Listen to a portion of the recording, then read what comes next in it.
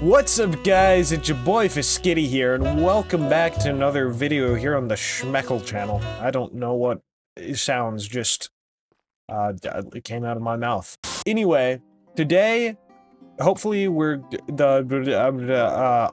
The plan is to build some paths through here. So, I just got done recording a segment, that I wasn't recording, so that's always lovely. I have, like, an air conditioner and a rug that have been sitting in my room for the past several weeks and still haven't been built yet. Oh, yeah, also, so there's this fantastic thing called, soil. Rich soil, in particular. And, we need this thing called bundles to get it. I'm gonna have to use another rocket to get back up there. Anyway, and you need a knife to harvest the bundles. So go right, do a little right click, and you get the seeds and yada yada. If you right click, it replants it with the pack I have, and you can double right click. Do I not have? Okay, maybe you can't double right click. Oh, I don't have them in my offhand. Okay.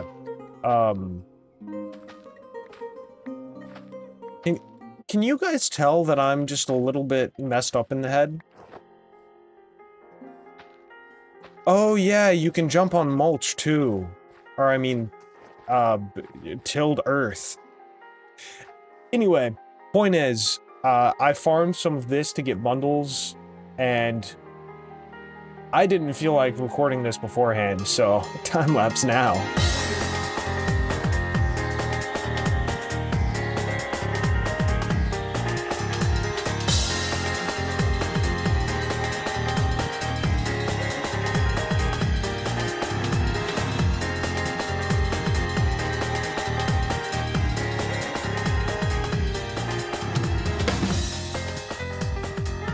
But yeah, pretending that played consecutively, so there are a few things that we need to craft, the rich, good soil. So the first being dirt, and then I think it's 2 stacks of bone meal. Okay, maybe not 2 stacks. Okay, so the first thing is there are 2 types of bark, which is really confusing. One, you place it down like you do in vanilla Minecraft and do that, and you just get bark. But that doesn't work with the recipe for the soil.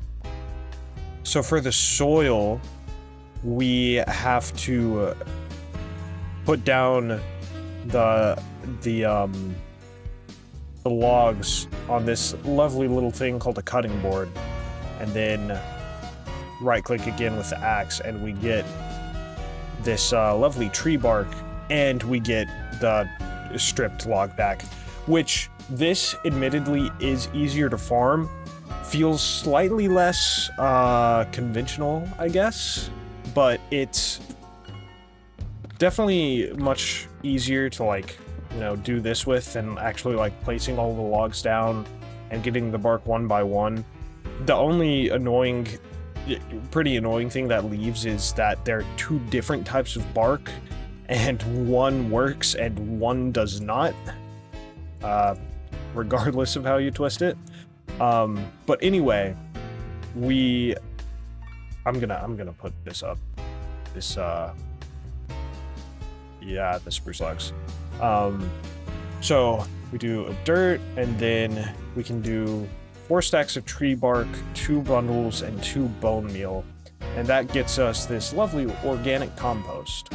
And now, with this wonderful organic compost, what happened to my shovel? It's literally right there. Okay.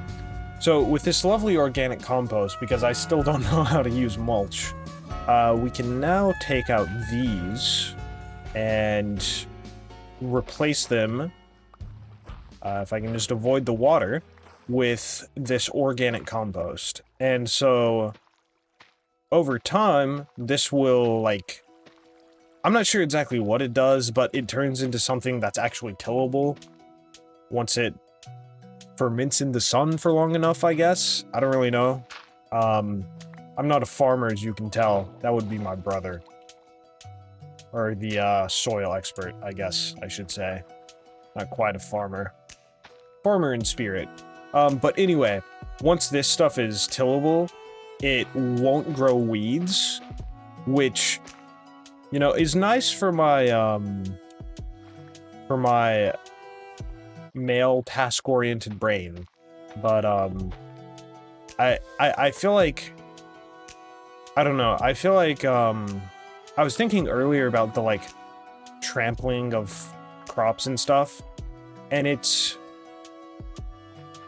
I feel like it kind of makes sense that, you know, if you jump on the crops, you trample the crops, and this mod takes it out. But also, like, I guess the, because then you have to be careful around the crops. But I feel like this kind of adds an extra layer that kind of balances and makes up for it. I had more thoughts on it at the time, but that's honestly all I remember. But yeah, so we can plant these down, and eventually, one day, these will turn into something where we can plant our lovely, beautiful, tall wheat, and it will not grow weeds and all that wonderful stuff. Yeah, this stuff right here is what we're gonna get. And that looks amazing, right? Because it's cool. Yeah. Oh, what? Mulch block and rich soil. Okay, I think maybe if we leave the mulch out in the sun for long enough, eventually it becomes something we can use. It just takes freaking forever. And also it's from a different mod, so love how that works. We'll worry about that later. Right now, I need to fix that still. Oh, no, not again. I need to fix that. That's bothering me. If it were more than one, I'd be like, ah, texture. But it's just one, and that's really upsetting. No, I can fix that right now.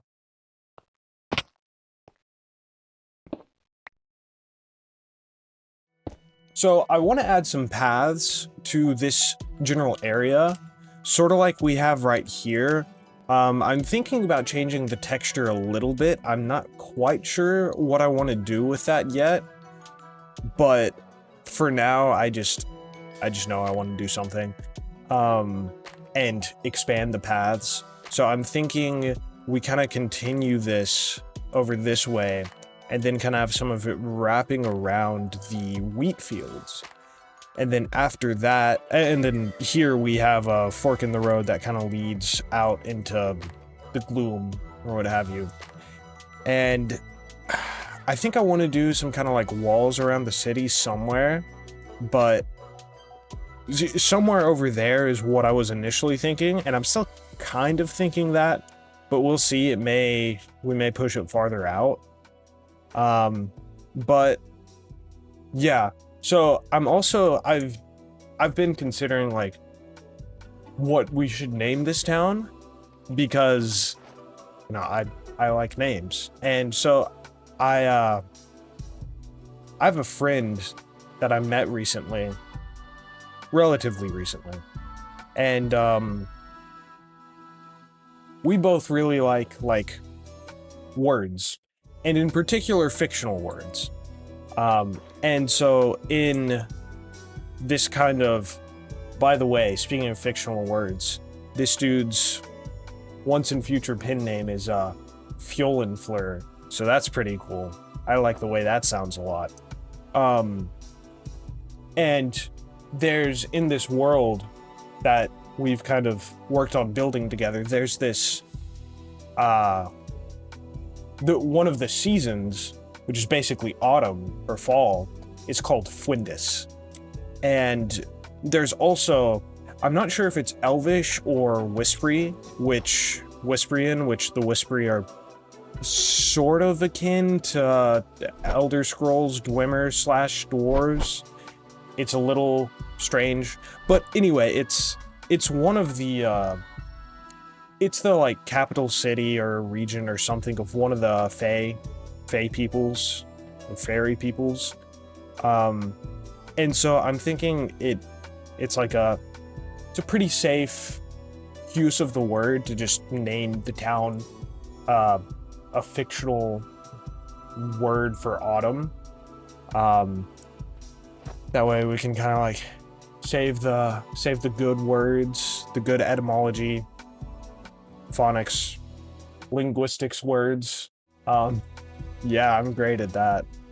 But save the nice sounding words for the actual world building and writing and what have you.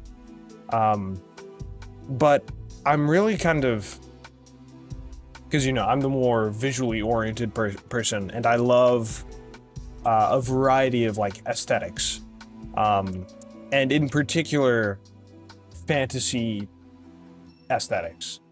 And so, I've been thinking a lot on this kind of city that we have going on here, and I've been thinking about what I want to do, kind of what I want to do with it. And I watched this video by, I think it was not Favin. Who was it? Well, I have to know now. Razbuten, that's who it was. I don't know if I'm saying that right, but his name is something to that effect. I'll put like a picture up and put the link in the description. But I watched his video on like cities, in video games, and something really stuck out to me, which was that like the Cyberpunk is this kind of claustrophobic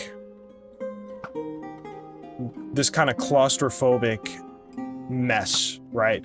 You're meant to get lost in this city, but also it's so artificial and it's like all tech, it's all man-made. Everything pretty much that you see in these cyberpunk cities and video games are like man-made, and you're meant to get lost in this kind of artificial world. And within this artificial world, this artificial city. And that's kind of one of the big themes of Cyberpunk. And when I first set out to make this town, I was like, this project, I was like, I want to make this weird blend of like medieval and cyberpunk. And I'm kind of realizing now that there are certain things that I want to pull from each of the genres, and in particular, each of the aesthetics. And so what I'm kind of thinking is there's this like empiric sort of medieval empire, so to speak, who is great at building all this incredible architecture that you can just get lost in.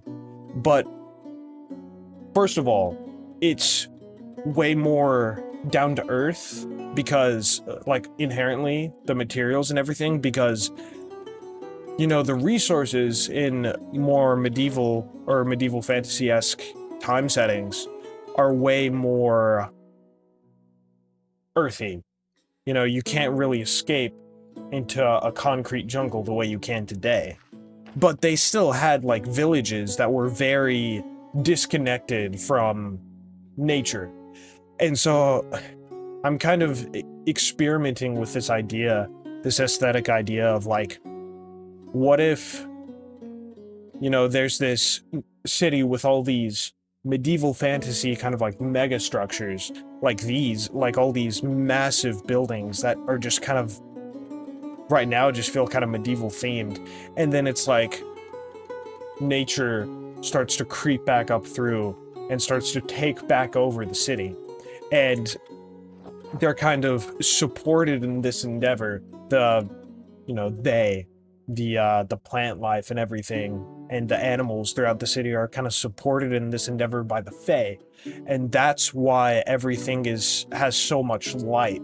why there are so many lights, and why maybe even there aren't a whole lot of sentient beings, or in particular, like, human-type beings. Which, in this kind of world that me and Fjolnir are working on is called, not Fjolnir, Fjolinfleur, is called, Ishfir, which is, like, human-type life. Things from, like,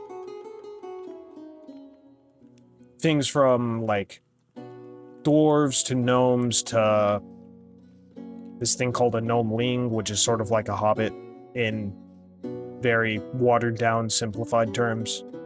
But yeah, so I'm really wanting to experiment with this kind of idea of, like, nature's taking back the city, and they're supported in this endeavor by the Fae.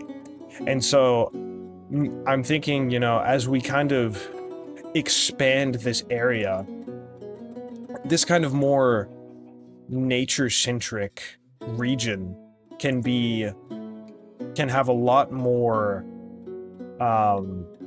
nature in it. Obviously a lot more like greenery and stuff.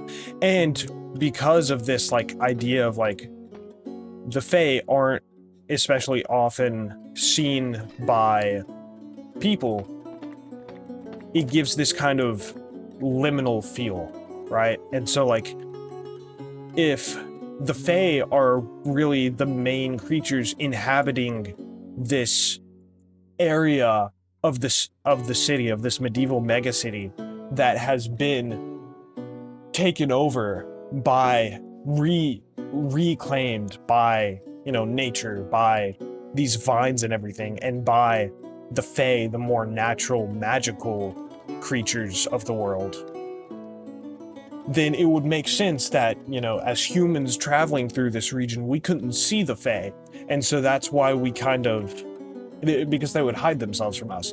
And so that's why there are all these lights and everything, and yet it feels so empty in a lot of ways. Let's see. I'm gonna get up and chop these down real quick. But yeah, like, I think this is it's a really great idea to kind of play with and experiment around with. And I love this aesthetic of like, you know, all these lights and these back alleyways and these, you know, kind of medieval cities built into one another and taking over each other like this kind of claustrophobic cyberpunk-esque city. You know, it kind of deals with some of the same themes as Cyberpunk. And it's... I love the idea of that being, you know, kind of taken over by nature. And then outside of that, it's like, there's the areas that have been forgotten, that have been abandoned, that the Fae have reclaimed, which are areas like this.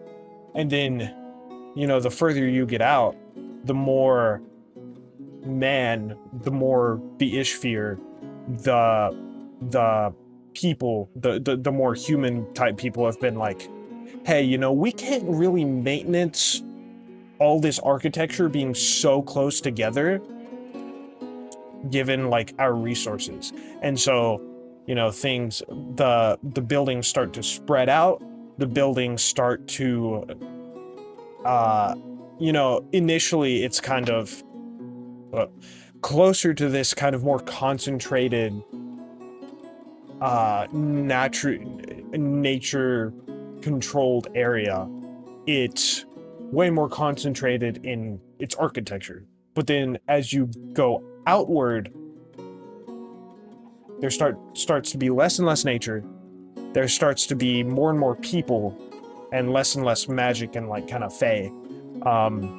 And the architecture stays the same for a little bit, but then it starts to very swiftly steep down, and it's way more calm, and like the architecture is way more tame, way less ambitious.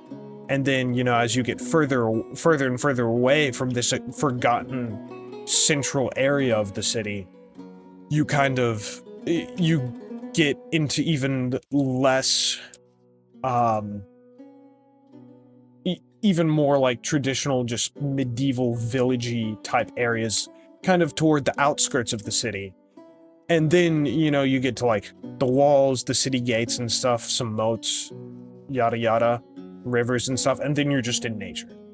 And so I really kind of want to play around with this idea. So yeah, that's my spiel. Thank you for coming to my TED Talk. I want to, as I was saying, work on these paths. So there's this, I'm not really quite sure on the aesthetic yet, but in this kind of region, there's this historical empire that sort of like the Romans, but I want them to be completely different in aesthetic. So I'm not quite sure what to do with that, but something I wanted out of these kind of pathways is I wanted them to be sturdy and strong and have these kind of like waterways traveling on the sides, sort of like the Roman, I can't remember what their paths are called, but sort of like the Roman paths. So I'm thinking probably doing something similar to this and maybe just adding a few more like regular bricks and stuff, or regular stone bricks.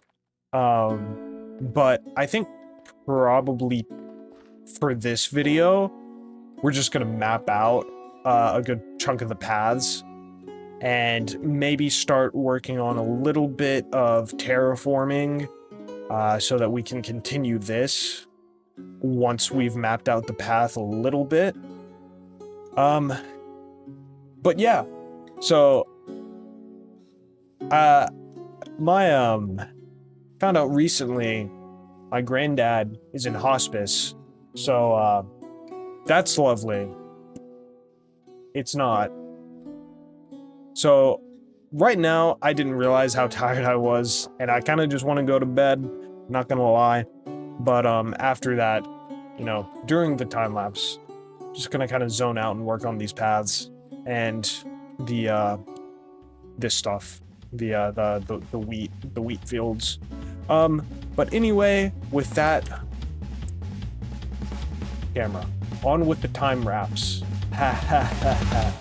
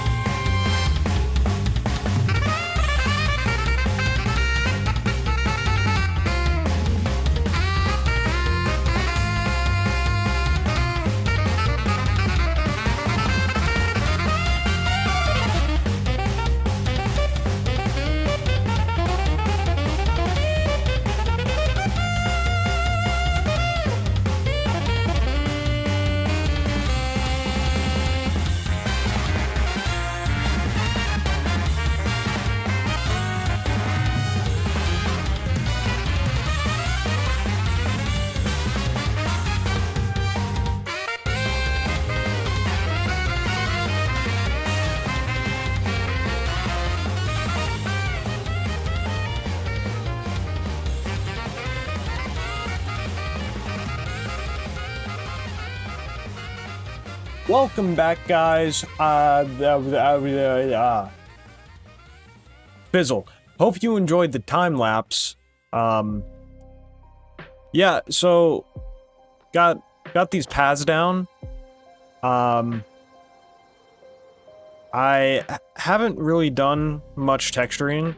Probably gonna do that in a later episode / at a later date.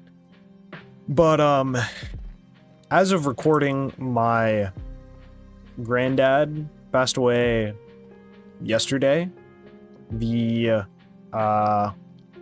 10th, not the 10th, dadgummit, the 14th of September, so that's been a little rough, but I'm mostly doing okay. He was kind of, because like for the first, you know, 10 years of my life before my mom met the man who I now call my father. It was him and my teenage brother.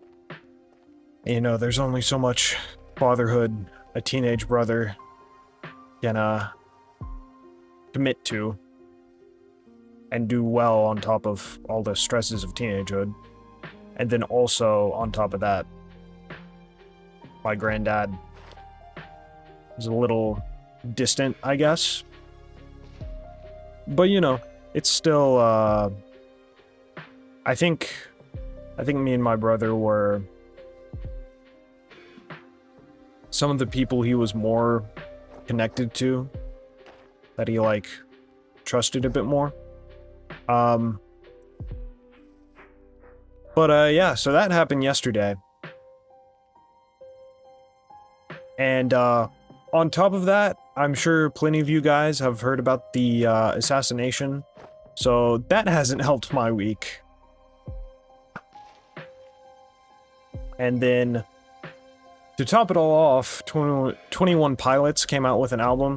Great album, by the way. I've been listening to it recently. And, one of the songs actually talks about... I guess I've been unintentionally showing you guys the path, too. Again, not much texture. But, one of the songs, which, by the way, song of the video, is, what's it called? Center Mass.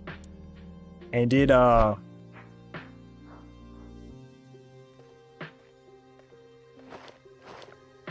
yeah, I'm gonna remember this week for every time I listen to that song. A horrible week. But, hopefully, this video has still somehow managed to, lighten your guys' day. I know it's definitely kinda helped me get through mine. But, with that, I'm out of time for this video, unfortunately. But, yeah, I hope you guys enjoyed. Like and subscribe, and all that YouTuber stuff. And, stay righteous, stay safe, and I'll see you guys in the next one. Johnny!